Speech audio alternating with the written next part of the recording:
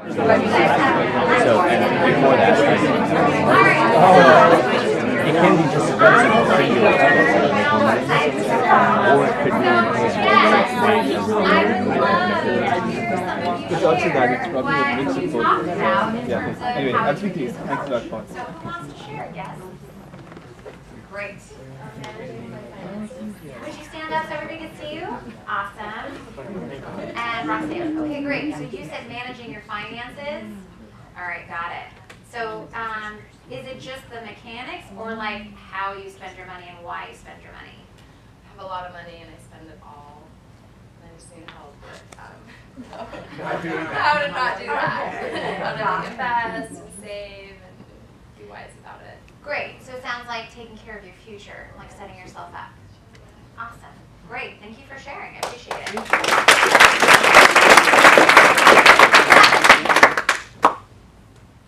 This is the yes. Great.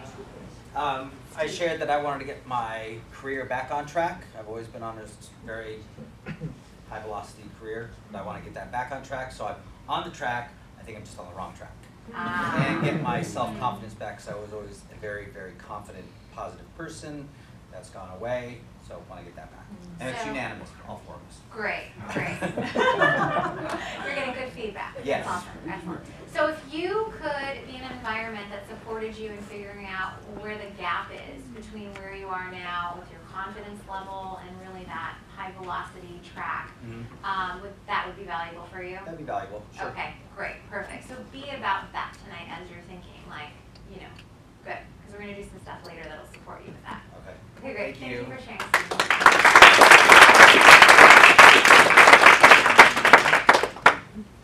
Yes, great. Taylor, stand on it. Let us see your beautiful face. Well, the first one was kind of along hers on the finance line, and then just kind of thinking more into it, it's more about like, kind of goes off both of them, finding out what I really want to do and how I can, what she said earlier, take advantage of my potential and like get into that career choice that truly fits my needs and what I want to do in life. And like, I kind of know what I want, but I don't know exactly where. So just like life coach, kind of get me on the right step to, taking the next step, just which direction to even start. Right. I can't get anywhere unless I have like an ankle. For sure. Kind of figuring that out. Yeah, so if you could figure out like a roadmap or have a path illuminated for you out of what you're passionate about and excited about that you could take action on, then that would That would Good. help very much. good. All right, awesome. Thank you.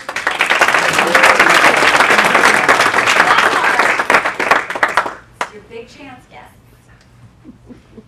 Sometimes when you talk about it, it becomes real. I'll do it. Great.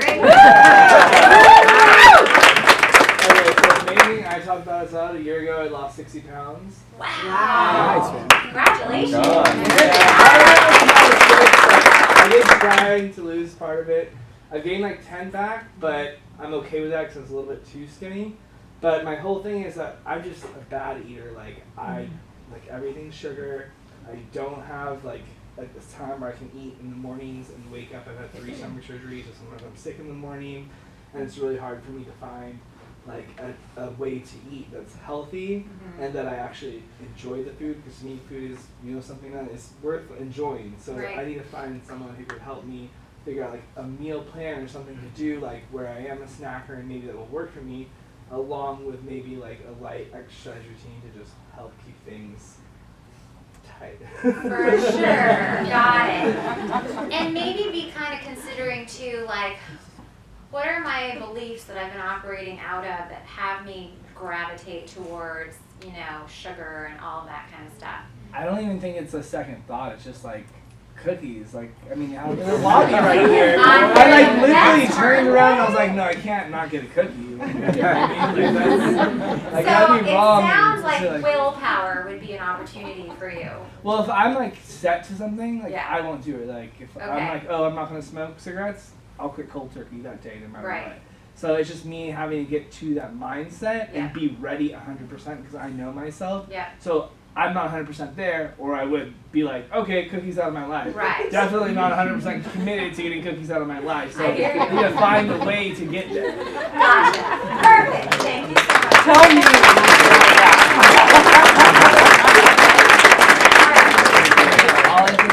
I love it. Yeah, they have the best cookies here. waters. Sorry for those of you who are trying to stay away. It's super true, right? Yeah. Okay. So let me give you guys a little bit of some history on the trainings, okay? This technology has been around for 38 years, so this is not new stuff. It's been working for people for a long, long time, okay? Years ago, there were two professors, one at Berkeley, one at Stanford, who did a study on the introductory course, and they found that 97% of the students found this work more valuable than whatever they had to put into it. Whether that was time, money, energy, whatever that was, this training was way more valuable than whatever they had to funnel into it. Right? How many of you feel the same way? Yeah, for sure, right? They also found that 80% of the students ranked it as a top 3 experience in their life, right alongside getting married and having children. So I've had a child, I am married, it is definitely a top 3 for me. I can honestly attest to that. Also, about 12 years ago, a Harvard professor did a study, and they found that this training, this work, actually reduced stress levels for people anywhere from 25 to 50%. So who could use some less stress in your life? Yeah, good stuff, great. So guests, just because you're here and by virtue that you're here, we're gonna say that if this was all the realm of possibility in the world, just because you're here, there's at least that much possibility. So my intention and the graduates' intention is to fill that up for you. But we do have some requests. You need to be a partner in that. One of the requests we have is that you participate 100%, okay? So how many of you know that the more you participate in life, the more you get out of life? Yeah, totally, right? That's so awesome. So yeah, absolutely. And now how many of you would say that you're a toe toucher in life? You know, like you go to the swimming pool, your big toe goes in, and then your ankle, and then an hour later you're like at your thigh. Toe touchers? Any toe touchers? Okay, great, great. How many of you just go run and cannonball into the pool, not even looking to see if there's water? Okay, great. I'm going to request that you dive in tonight and participate 100%, okay? There's water. Second request is that you be honest. The beautiful thing about this work is there is no right or wrong way to do the trainings. The opportunity you have as you're doing this work is to kind of look at why you're coming to what you're coming to, or how you're getting there, or what's kind of the pathway to whatever actions and patterns you've created in your life. So there's no right or wrong way to do the training. And in fact, we say that if there are 60 people in a training room, there are 60 different trainings going on, because everybody brings to the table their own set of beliefs and paradigms, which we'll talk about later. Third request is that you listen from a different place, so that you be here tonight listening from your biggest possibility place. That you're not just kind of taking facts and information and filtering it through, but that you're really being open to everything that's coming on tonight, that's going on tonight, okay? And if you do that, we can definitely say we'll fill up that possibility space for you. So in a moment, we're going to do another little exercise, and this is another toe toucher exercise. So what I want you to do in a moment is everybody, well actually now, go ahead and stand up, everyone. Okay, so we're going to do an example to show you how you can be listening from a different place, and then we're going to talk about maybe some filters that might limit you from listening from that different place. So we're going to do a little exercise before we dive into that. So step a little bit aside from each other so you have some arm room so that you spread out your one arm at least. You wouldn't be smacking somebody upside the head here. Okay, great. And you're all going to face me. Okay. Now what I want you to do is I want you to point one of your index fingers directly at me. It's going to feel really weird. Okay. To me, I mean. All these pointing fingers. So what I want you to do right now is take your finger and in a clockwise direction, I want you to twist around and point to the furthest point you can point. Take a look at where you're pointing and then come back. drop your hands, close your eyes. I want you to now, without moving your hands or anything else, but in your mind, I want you to visualize lifting your finger up again and turning it back in a clockwise direction, just like you did. But this time, you go 50% further than you went the first time. So imagine your arm going all the way around 50% further than it went the last time. And then visualize it coming back and dropping it again. And still with your eyes closed, now I want you to imagine lifting your finger back up, pointing to me. And I want you to imagine twisting it around again clockwise. And this time you go 80% further than you went the first time. And then you bring your arm back, drop it down. And then the last time with your eyes closed, imagine you pointing that index finger at me again. And this time you're like an owl. Your feet are firmly planted. But you go around 360 degrees and then some, with your entire arm all the way around. And then swing it back, and you drop it. Okay, now open your eyes. Point your index finger at me. And this time I want you to go ahead and turn around and go as far as you can. And then bring it back. Wow. And have a seat. That's cool. So, how many of you noticed that you went a lot further that time? Great, yeah, absolutely. Why do you think that that occurred for you? Yes. Because before you did, you believed you could only turn so far, but then once you actually like saw it and visualized it, then you kind of like dropped down some wall in your mind and it allowed you to go a little bit further than you thought you could. Beautiful. That's exactly right. So we have sometimes these limiting beliefs that get in our way of creating possibilities that we didn't even know were possible, you know? So we are going to play a trick with those limiting beliefs. We are going to pretend, we call them filters here, okay? So they're kind of filters that limit you from being totally open to possibilities. So, guests, I want to invite you tonight that if you notice any filters that might limit you from being completely open to possibilities tonight, that you pretend that over there in the corner by the exit sign is a coat rack, but it looks like a coat rack, but really it's a filter rack. And that if you can think of any limiting beliefs you have that would limit you from being totally open to possibility, that you throw it over on the filter rack just for tonight, okay? You can totally take it home with you if you like that filter, no problem. We're not going to keep them or anything like that. We don't like them, actually. So you're going to pretend there's a filter that you have. You want to throw it on the filter rack tonight so that you're completely open to this possibility, okay? So guess who can think of a filter that might have you not be completely open to this possibility that you'd like to share?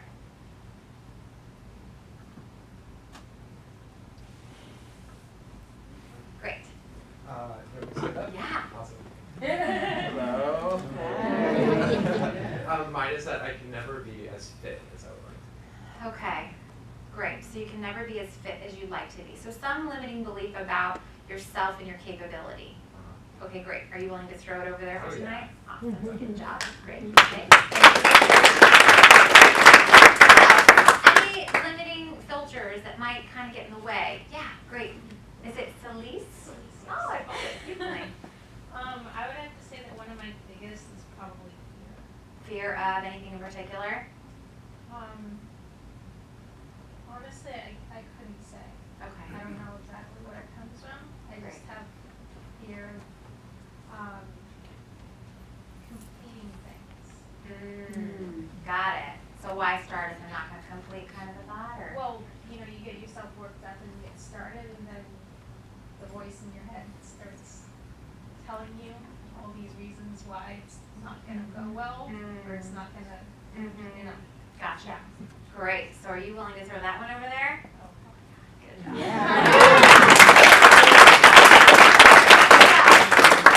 Any filters that might limit you? Yes, great. Gabby? Hi. Anxiety. Okay, great. So having too much anxiety to even participate, which congratulations, you're totally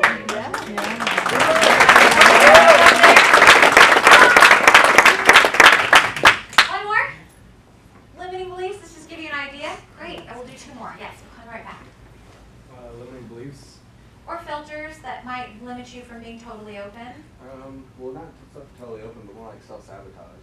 Kind of like throughout. Like I've kind of noticed, like anytime I get on the right path or I know what I need to do, just something somehow I've always taken that step back or just like just effed everything up completely. You know, Yeah. to where it's like where I make it more of a challenge to complete it. You know, it's like kind of like that a challenge. You know. Yeah. So are you willing to be here tonight, like super committed to yourself in completion and like success? Like not make excuses why I can't do something. Yeah. Why I can't. Great. So willing to throw it over there? Oh yeah. Good job. Thank you.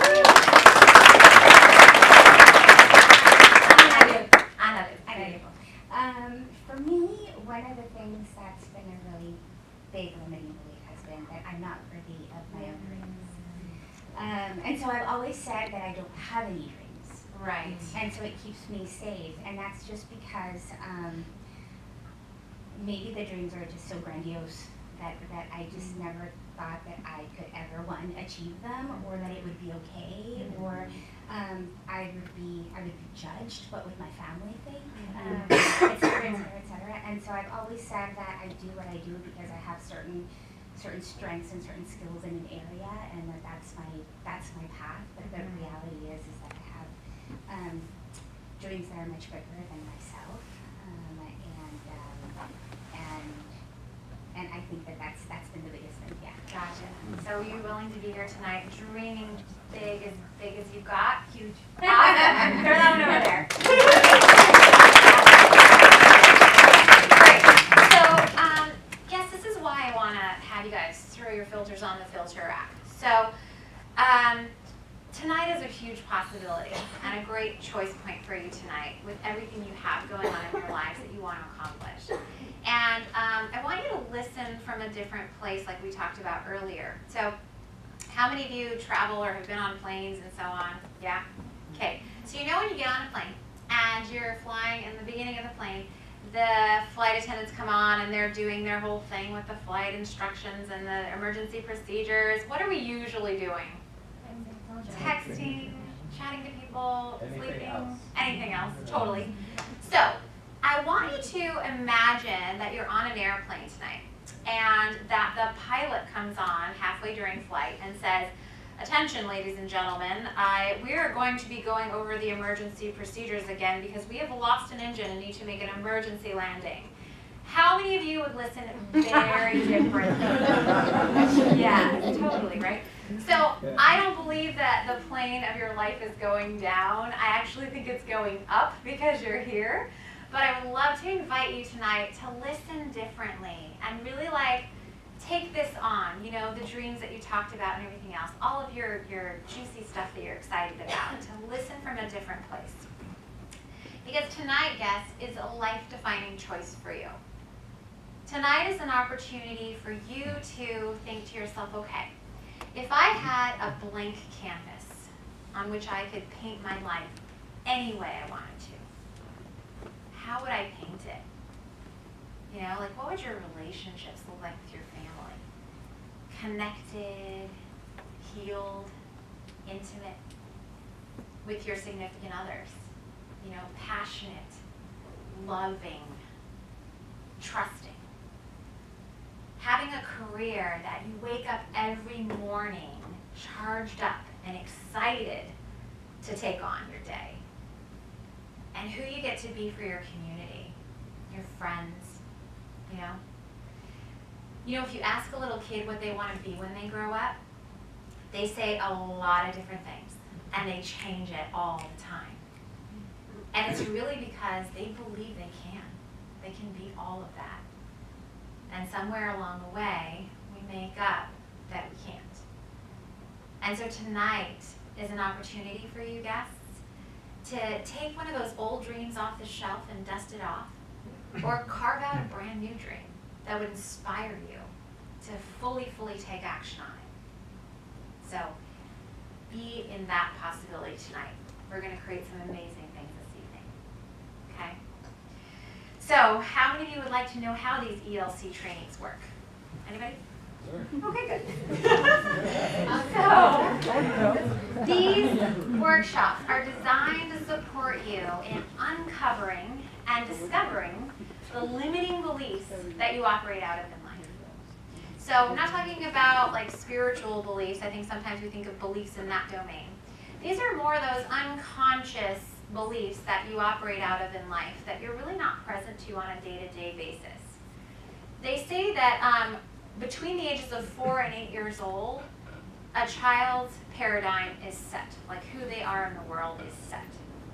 So I don't know how many of you have children or have younger siblings or anything else like that, but my daughter, remember, when she was about 7 years old, I started to see her blossom into her personality, and that's truly like who she is today. It's pretty cute. So basically, we do this work around your paradigm or your worldview. We take a look at, okay, what defines the way I see the world? And a lot of things define our worldview and our paradigm, right? So if this box were to be an example of, you know how people say, oh, I'm in a box, this is my box. So this box represented who you are today and how you view the world, your paradigm. What do you think makes up this box? Like, shout out some ideas that you think would kind of generate that. Parents. Experiences for sure. Society. Travel. Travel. Friends. Parents, families, yeah, big one. Environment. Culture, environment. Music. Your demographics. Education. Your education, yeah, for sure. So family, culture, experiences, education, race is another one. Gender is another one. Religion, we didn't talk about that one. Media, we talked a little bit about that, that's huge. Your peers, and your economic status. So all of those things combined generate your worldview. Now, family is huge, right? How many of you have been to somebody else's house that's not your family for a holiday meal and the food was just not right? Totally, right? It kind of maybe looked a little bit like this.